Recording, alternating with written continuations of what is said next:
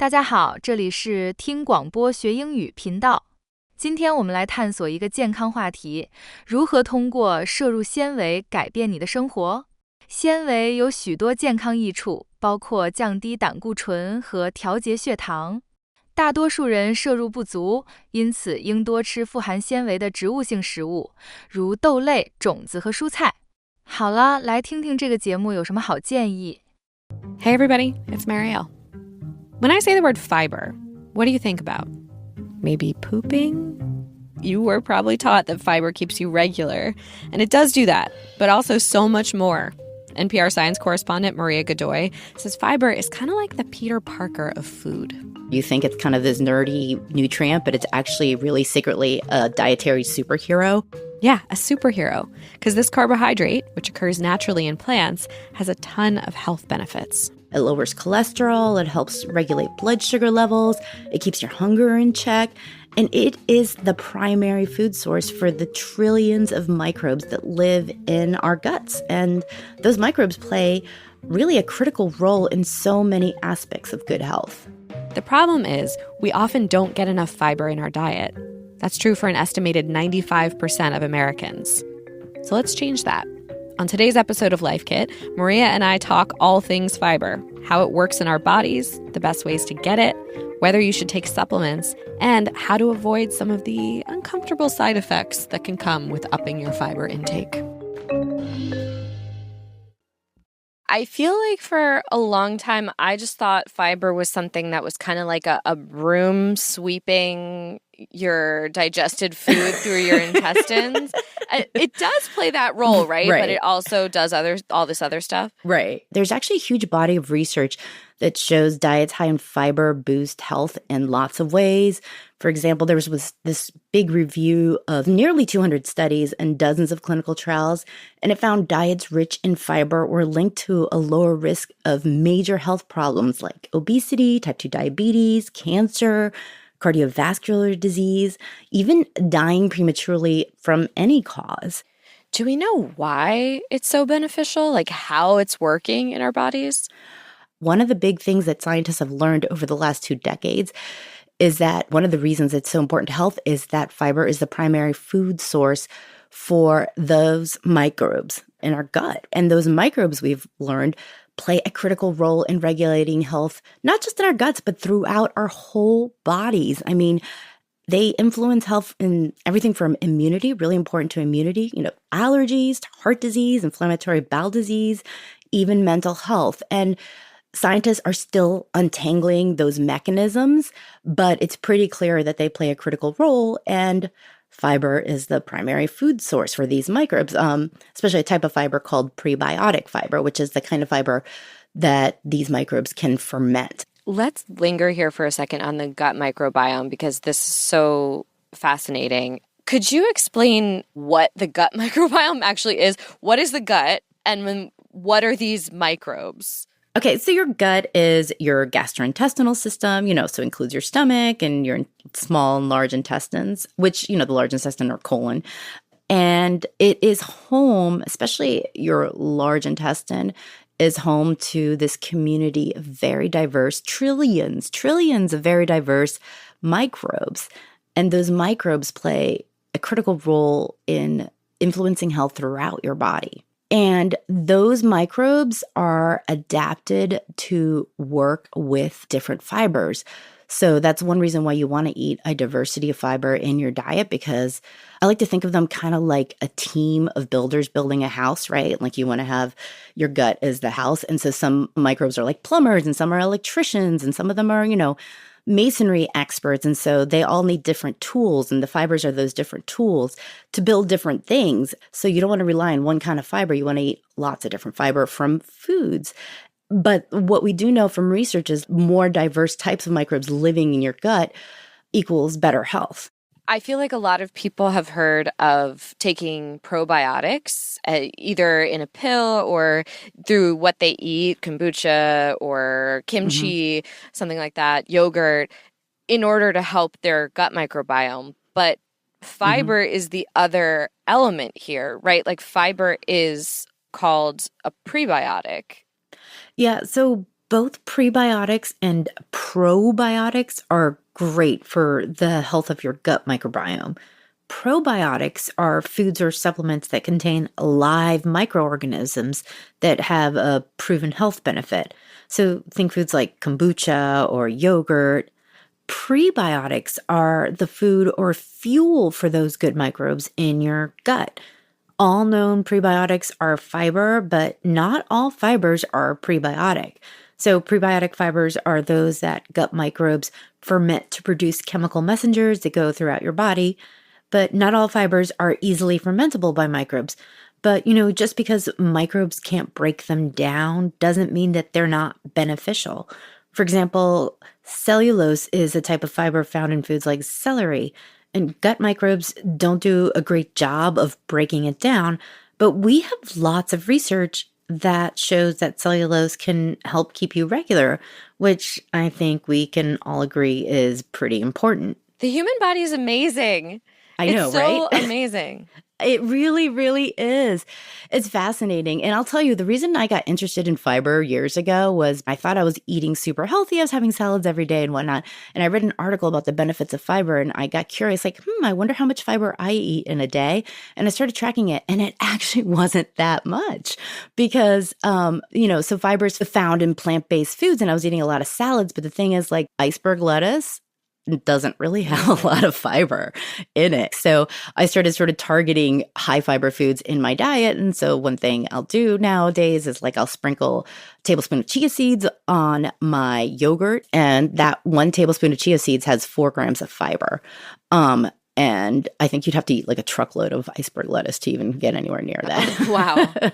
But I know. Or a cup of raspberries or blackberries have 8 grams of fiber, which is a lot. And those can be expensive. I was going to say maybe that's why they're so expensive.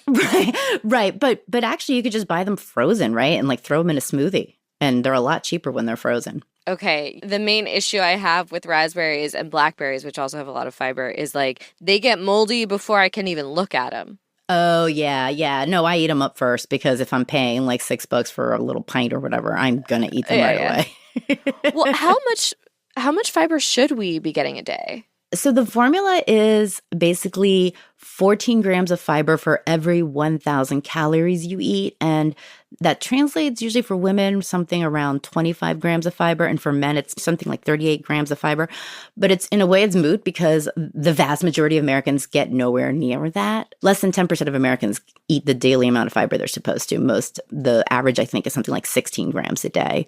So that's where, maybe being a little more conscious about what you eat can help without being obsessive. But really what you want to think about doing is eating the rainbow, which is something you've probably heard a million times from registered dietitians say it all the time. And that just means eating a variety of plant-based foods that are rich in fiber. So sweet potatoes or avocados, very rich in fiber, asparagus and artichoke, brown rice can help, lentils and other beans, navy beans, black beans, etc. Very high in fiber and not expensive at all. I mean, I eat lentil soup, at least half of the week. Do you count your fiber every day or periodically? I do, but that's because I'm a little bit obsessed with fiber, but I don't think the average person needs to at all. Really, if you just sort of trying to eat a variety of plant-based foods, like fruits, vegetables, and obviously whole grains, legumes, all of that can just help you get closer to your goal. Yeah. What is the difference between soluble and insoluble fiber? Because I feel like those terms are a little confusing and I'm not sure whether I need to be keeping track. No, I don't really think you do for the average person who's got a million things going on and isn't kind of a fanatic like I am. I don't think so. It's really easy to get really in the weeds pretty fast when it comes to fiber. But basically soluble fiber means it can dissolve in water. Soluble fibers bind with water and kind of turn into this gel-like consistency that slows digestion, and that can be helpful. It can lower glucose levels and blood cholesterol levels. Again, chia seeds, oat bran, lentils, nuts and seeds, apples and pears have soluble fiber. Insoluble fiber means it doesn't dissolve in water. And that's helpful because it can help food move through your digestive system and add bulk to your stool and help keep you regular and prevent constipation. So you can think of foods like quinoa or brown rice, kale, walnuts. That falls into that category. And the thing that's important to remember is that different kinds of plant foods have different kinds of fiber in them, and they're all important to health in different ways. So again, that's why you want to eat the rainbow, eat lots of different fruits and vegetables and whole grains, nuts and seeds and beans, just to make sure you're getting, a variety of fibers in your diet. Right. So is it ever a good idea to get fiber from a supplement or a pill? Very good question. Every researcher I've spoken to told me your best bet is to get fiber from a variety of plant-based foods. La, la, la. I've said it a million times now. But that's really for a couple of reasons. One is, when you eat fiber-rich berries or sweet potatoes, you're also getting all the vitamins and minerals and phytonutrients in those foods. So not just the fiber, so they're good for you in multiple ways. But another reason is the fiber used in supplements, it's been highly purified. It's a simpler structure than the fiber that's sort of bound up in complex structures naturally inside of plant foods. And so these simpler fibers tend to get fermented faster by gut microbes. But that means they might not travel all the way down the full length of your large intestine and feed the microbes there too. So basically, they might not reach all the microbes that need it throughout your gut. That said, if you don't get enough fiber, supplements are probably helpful. They just don't seem to be as helpful as getting your fiber through plant-based foods. Yeah. I noticed too that I was taking fiber supplements for a while, and then once I realized how much fiber we need a day, I looked at the label and it was like, I had to take 5 capsules to get 2 grams of fiber. I was like, this is wild. What is even in these? It was mostly caramel coloring. My advice is eat a bowl of black bean soup. Right. Lentil soup. Right? It's going to be tastier, hopefully. Mm-hmm. Okay, so if you're someone who does not eat a lot of fiber right now, where do you start? Because if you start really abruptly and crank it up, you could get gas and bloating and just gastrointestinal distress, right? Right. And I think that's a really important point. If you don't eat a lot of fiber, I would definitely say the key is to start slowly, just be very gradual about increasing your fiber intake. So for instance, if you like to eat white bread, maybe, the first week you're trying to increase your intake, switch out 1 serving with whole grain bread. And the second week, do 2 servings until you've done all your servings of whole grain instead of white bread. The other thing is drink lots of water because this can help the fiber bind. It prevents it from hardening. And you can try cooking vegetables or eating fruits without the skins or seeds. That, can help make foods a little less likely to cause gas. One thing you might want to do is if you're eating more foods with fiber and noticing gas, maybe take note of which foods cause symptoms. You might want to adjust your diet if you're particularly sensitive to something. For instance, I've said I'm a fiber fanatic, but I've realized I got to moderate my chia seed intake. 1 tablespoon with my yogurt is fine, 2 tablespoons and I'm in trouble later. That's just me personally, Totally. Yeah. And the other thing, I find that taking a walk after meals can also be helpful with gas and bloating discomfort. And so, just moving a little bit afterward, and it can help with digestion and help release some of that gas. All right. Well, I'm kind of pumped now to go eat fiber all day. Yay! Yay! But do it in moderation, All right. Well, thank you so much. This has been great. It has been my pleasure as your official NPR fiber fanatic.